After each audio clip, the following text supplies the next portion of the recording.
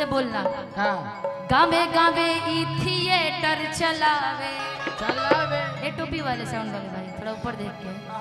गावे गावे ई थिएटर चलावे, गावे गावे ई थिएटर चलावे, ऑपरेटर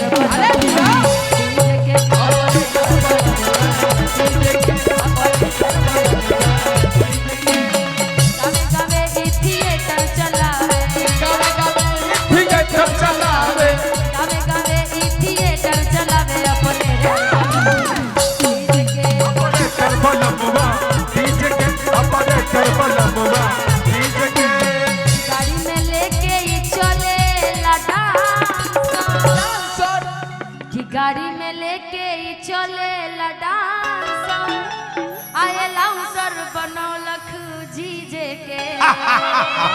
सुंदर सुंदर गावे गावे ई थिएटर चलावे, गावे गावे ई थिएटर चलावे, ऑपरेटर बलमुआ डीजे के, ऑपरेटर बलमुआ डीजे के।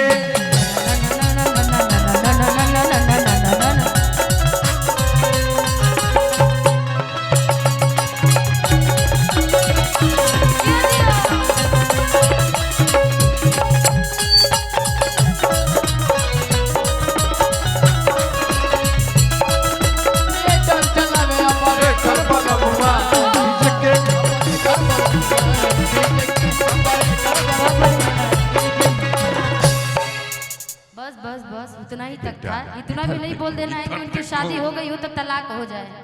नहीं है क्या उसमें आवाज? भाई मेरा वोकल बढ़ा दो। अब इतना तारीफ कर दिए। हाँ पीछे वाली मॉनिटर में आवाज नहीं है। इतनी बड़ी साउंड है आपकी, इतना मॉनिटर लगाए हैं आप। पप्पू तनी ध्यान दे बेटा।